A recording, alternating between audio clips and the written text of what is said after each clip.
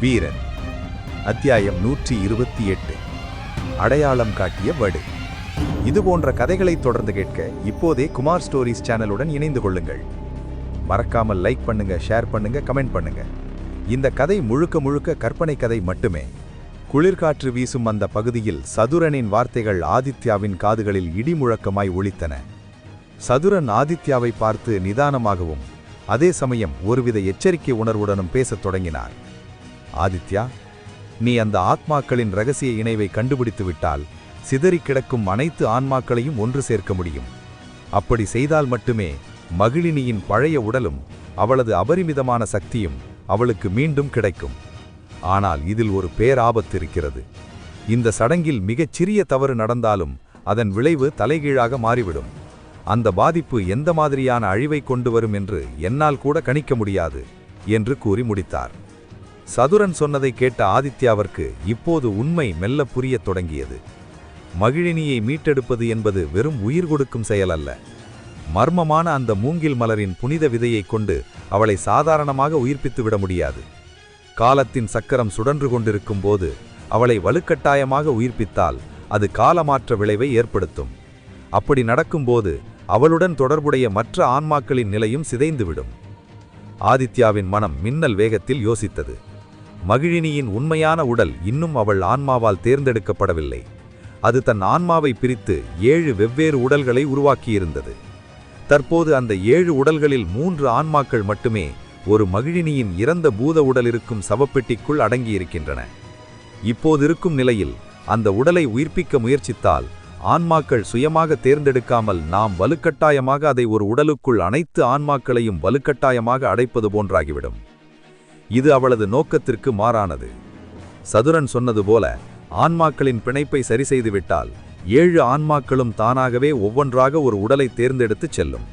அப்போது அந்த ஒருங்கிணைந்த சக்தியை கொண்டு மகிழினியை முழுமையாக புதுப்பிக்கலாம். முடிவு எடுத்துவிட்டாலும் ஆதித்யாவிற்குள் ஒரு கேள்வி குடைந்தது. ஆன்மாக்களின் உலகத்திற்குள் நான் எப்படி செல்வது? என் சக்தியை பயன்படுத்தி அந்த இரகசிய கதவை திறக்க வேண்டும். ஆனால் இதுவரை நான் சுயநினைவு இல்லாமல் இருக்கும் தருணங்களில் மட்டுமே அது நிகழ்ந்திருக்கிறது. என் கட்டுப்பாட்டில் இல்லாத ஒரு இடத்திற்கு நான் நினைக்கும் போது எப்படி செல்வது என்று சிந்தித்தவாறே அந்த பனிக்குகையை நோக்கி நடக்கத் தொடங்கினான். நகரத்தின் பரபரப்பிலிருந்து விலகி அமைதி சூழ்ந்த ஒரு தனிமையான இடத்திற்கு ஆதித்யா வந்தடைந்தான். சுற்றிலும் பார்த்தான். அங்கு ஆள் நடமாட்டம் இல்லை என்பதை உறுதிப்படுத்திக் கொண்டான். சரி, இதுதான் சரியான நேரம். சுமுத்திரையின் உடலை இப்போது ஆன்மீக ஆத்ம கடலுக்குள் அனுப்ப வேண்டியதுதான் என்று தனக்குள் கூறிக்கொண்டான்.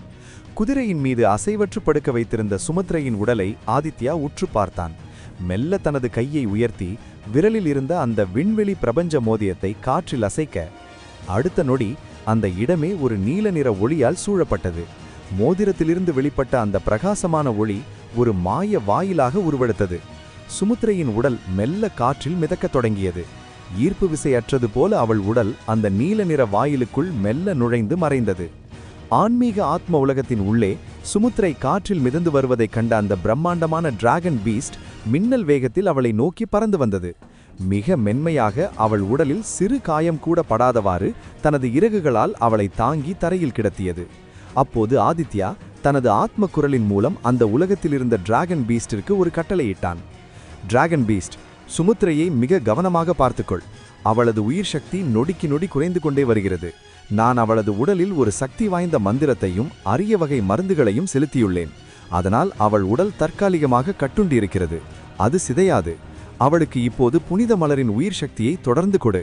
நான் முதலில் சுமுத்திரையின் தாயை கவனித்துவிட்டு வருகிறேன். இந்த சாபத்தை மட்டும் நீக்கிவிட்டால் இந்த நகரின் பாதுகாப்பு பல மடங்கு அதிகரித்துவிடும். கட்டளையிட்டு முடித்த ஆதித்யா கவலை தோய்ந்த முகத்துடன் ஆனால் உறுதியான மனதுடன் அந்த பனிக்குகையை நோக்கி வேகமாக தனது பயணத்தை தொடர்ந்தான். அவன் நடந்து சென்ற பாதையின் இருபுறமும் இருந்த பனிக்குன்றுகள் திடீரென்று அவன் கவனத்தை ஈர்த்தன. அவை இயற்கையாக உருவான பனிப்பாறைகளைப் போல தெரியவில்லை. யாரோ திட்டமிட்டு கைகளால் தோண்டியது போலவும் ஆங்காங்கே பனியை சேகரித்து குவித்து வைத்தது போலவும் மிகவும் வித்தியாசமாக தெரிந்தன. ஆதித்யா ஒரு நிமிடம் நின்று அந்த இடத்தை உற்று பார்த்தான். இது இன்னும் நகரின் எல்லைப் பகுதிக்கு உட்பட்ட இடம்தானே? பாதுகாப்பு கவசத்திற்குள் இருக்கும் இந்த இடத்திற்குள் யார் நுழைந்திருக்க முடியும்? இங்கே என்ன நடக்கிறது என்று அவனது ஆழ்மனம் எச்சரித்தது. எதற்கும் நிதானமாக செயற்பட முடிவெடுத்த ஆதித்யா தன்னை வெளிக்காட்டிக் கொள்ளாமல் ஒரு பனி குவிந்த குவியலின் மறைவில் நின்றபடி அந்த பள்ளத்தை நோக்கி மெல்ல நகர்ந்தான். மெல்ல எட்டி பார்த்த ஆதித்யாவிற்கு அங்கே ஒரு காட்சி தெரிந்தது. ஒரு பெண்மணி கடும் குளிரையும் பொருட்படுத்தாமல் தனது கைகளில் ஒரு சிறிய ஆயுதத்தை வைத்துக்கொண்டு வெறித்தனமாக பனியை நோண்டிக் கொண்டிருந்தார். அவள் முணுமுணுக்கும் சத்தம் ஆதித்யாவிற்கு மெலிதாக கேட்டது. இங்கேதான் இருந்தது, எங்க போச்சு? இது வழியாகத்தானே நான் விளையாடப் போனேன் என்று ஏதோ ஒரு பொருளை தொலைத்துவிட்ட தேடலில் அவள் ஆழமாக இருந்தாள். அவள் இப்போது தோண்டிக் கொண்டிருக்கும் இடம் புதியதாக இருந்தது. ஆனால் அந்த பனிக்குன்றின் குகைப்பகுதி பல நாட்களுக்கு முன்பே யாரோ தோண்டி வைத்த பழைய குழி போல காட்சியளித்தது. யார் இந்த பெண்? எதற்காக இந்த பனிப்பொழிவில் தனியாக வந்து எதையோ தேடி அலைகிறாள் என்று வியந்தபடியே ஆதித்யா மறைவிலிருந்து வெளியே வந்து அவளுக்கு அருகில் சென்றான். பனிப்பாறையை உடைத்துக் கொண்டிருந்த அந்த பெண் பின்னாலிருந்து கேட்ட காலடி சத்தத்தில் திடுக்கிட்டு நின்றாள். கையிலிருந்த சிறு ஆயுதத்தை தற்காப்புக்காக இருக்க பிடித்துக்கொண்டு மின்னல் வேகத்தில் திரும்பி பார்த்தாள். அவள் கண்களில் மிரட்சியும் ஒருவித பதட்டமும் கலந்திருந்தது. யார் நீ? எதுக்காக இங்கே வந்திருக்கிறாய் என்று அதட்டலாக கேட்டாள். ஆனால் அவளது குரலிலிருந்த நடுக்கம் அவளது பயத்தை வெளிப்படுத்தியது. ஆதித்யா பதில் சொல்லாமல் அவளையே உற்று பார்த்தான். அவன் மனதில் இனம் புரியாத ஒரு பாரம் ஏறியது. அந்த முகம் அவனது மங்கலான நினைவுகளில் எங்கோ ஒரு மூலையில் ஒளிந்து கொண்டிருந்த முகம் அது. ஆதித்யா மெல்ல ஓரடி முன்னால் எடுத்து வைத்தான். அவன் கண்கள் கலங்கத் தொடங்கியிருந்தன. நீங்க ஏன் இந்த பனியில் தனியாக இருக்கிறீர்கள் என்று மிகவும் மென்மையான குரலில் கேட்டான். அந்த பெண் ஆதித்யாவின் முகத்தை ஏறிட்டு பார்த்தாள். அவனது விழிகளில் தெரிந்த அந்த பாசம் அவளை சற்று நிலைகுலையச் செய்தது. உனக்கு அது தேவையில்லாத விஷயம், கிளம்பு இங்கிருந்து என்று அவள் கூறினாலும் அவளது கால்கள் நகரவில்லை. ஏதோ ஒன்று அவளை அந்த இடத்திலேயே கட்டி போட்டது. ஆதித்யாவின் முகத்தில் தெரிந்த ஒரு சாயல் அவளது ஆழ்மனதிலிருந்த பழைய கதவை தட்டியது. ஆதித்யா தனது வலது கையை மெல்ல உயர்த்தி கண்களில் வழிந்த கண்ணீரை துடைக்க முயன்றான். அப்போது அவனது மணிக்கட்டுக்கு சற்று மேலே இருந்த அந்த வித்தியாசமான மச்சம் அந்த பெண்ணின் கண்ணில் பட்டது. அடுத்த நொடி அவளது கையிலிருந்த ஆயுதம் பனியில் நழுவி விழுந்தது. அவளது கண்கள் விரிந்தன. மூச்சுக்காற்று வேகமாக புறப்பட்டது. இந்த மச்சம், இது என்று தடுமாறினாள். அவளது கண்கள் ஆதித்யாவின் கண்களை நேராக சந்தித்தன. அக்கா, நான் தான் என்று இழுத்தான். அக்கா என்ற அந்த ஒரு சொல் அந்த பனிப்பகுதியின் அமைதியை கிழித்துக்கொண்டு அவள் இதயத்திற்குள் பாய்ந்தது. உணர்ச்சி குந்தளிப்பு. அந்த பெண்ணின் கண்கள் இப்போது அருவியாக கொட்டின. தம்பி, நீயா? என் ஆதித்யாவா என்று நம்ப முடியாமல் ஒரடி முன்னால் வந்தாள். ஆதித்யாவின் உடலில் ஒரு மின்னல் பாய்ந்தது போல இருந்தது. இத்தனை ஆண்டுகள் தேடிய உறவு இதோ தன் கண்முன்னே. எத்தனையோ காலத்து பிரிவு, சொல்ல முடியாத துயரம், இழந்த காலங்கள் என அனைத்தும் அந்த ஒரு பார்வையில் வந்து சென்றன. அக்கா என்று ஆதித்யா கதற, தம்பி என்று கத்திக்கொண்டே அவள் ஓடி வந்து அவனை இறுக்க அணைத்துக் கொண்டாள். அந்த பனிக்காற்றில் அவர்களின் கண்ணீர் துளிகள் ஒவ்வொன்றாக பனித்தரையில் விழுந்து உறைந்தன. காலங்கள் கடந்தும் மாறாத அந்த இரத்தபாசம் அந்த பனிக்குன்றுகளின் குளிரையும் மீறி அவர்களை வெப்பமாக இணைத்தது. உடலில் ஒரு மின்னல் பாய்ந்தது போல உணர்வு. அவனது கண்கள் கலங்கத் தொடங்கின. எத்தனையோ காலத்து பிரிவு, சொல்ல முடியாத துயரம் எல்லாம் அந்த ஒரு பார்வையில் அடங்கியிருந்தது. ஆதித்யாவின் கண்களிலிருந்து கண்ணீர் துளிகள் ஒவ்வொன்றாக பனித்தரையில் விழத் தொடங்கின. வள்ளியின் முகபாவனைகள் முன்பை போல இல்லை. ஏதோ ஒரு மாற்றம் அவள் முகத்தில் தெரிந்தது. அதை ஆதித்யாவால் எளிதாக உணர முடிந்தது. ஆனால் வள்ளி ஆதித்யாவை எப்படி அடையாளம் கண்டுகொண்டாள்? அதற்கு ஒரே ஒரு காரணம்தான் இருந்தது.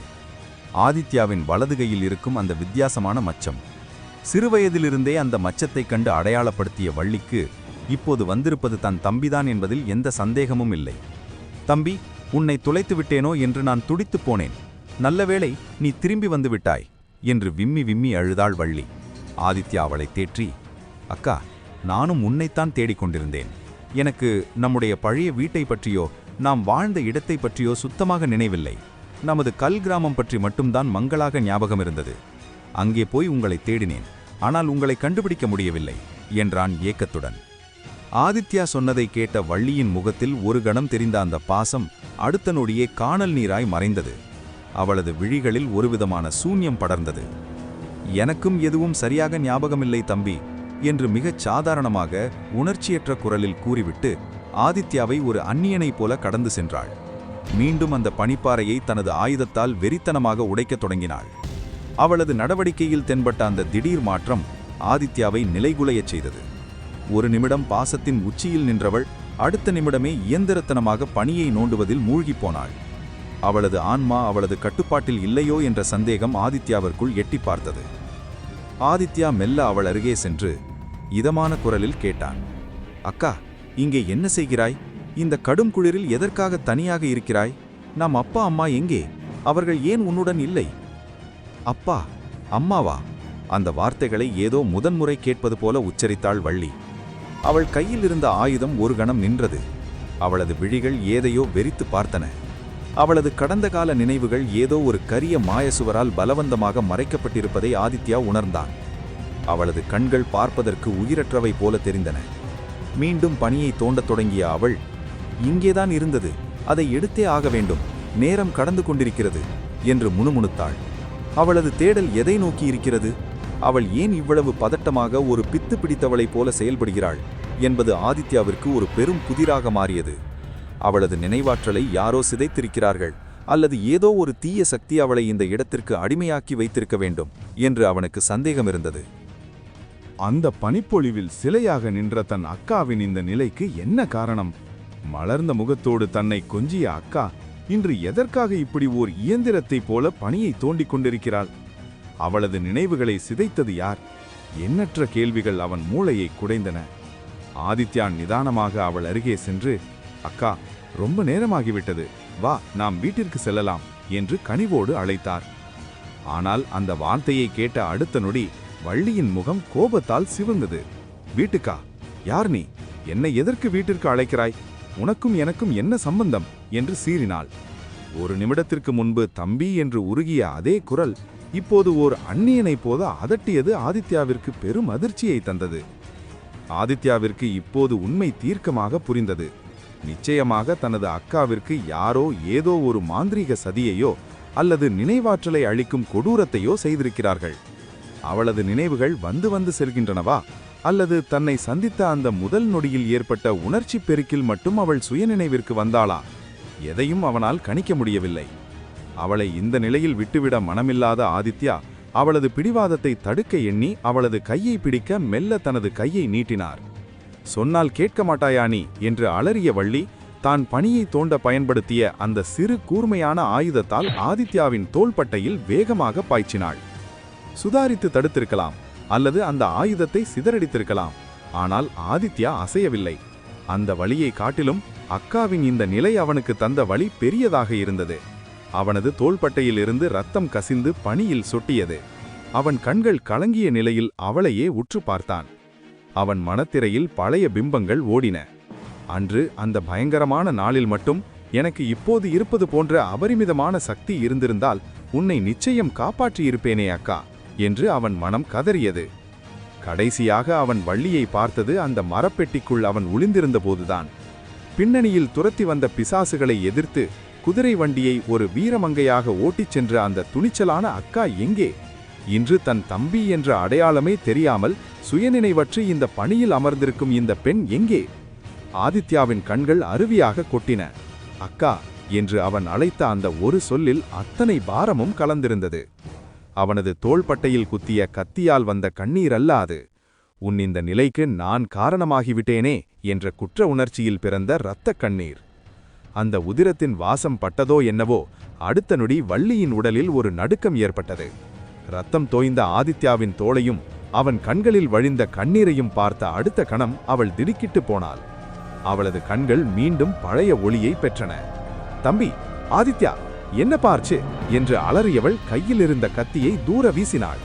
பதற்றத்துடன் ஓடி வந்து அவன் காயத்தை புத்திக் கொண்டவள், தம்பி, உனக்கு என்னப்பா ஆச்சு? யார் இப்படி செஞ்சது என்று கதறி அழச் தொடங்கினாள். சிறிது நேரத்திற்கு முன்பு ஆதித்யாவை தாக்கிய அதே கைகள் இப்போது அதே பாசத்துடன் அவனை அணைத்து தேற்றின. காலத்தின் கோலம் ஆதித்யாவை மீண்டும் ஒரு பெரும் போரிற்கு தயார் செய்து கொண்டிருந்தது.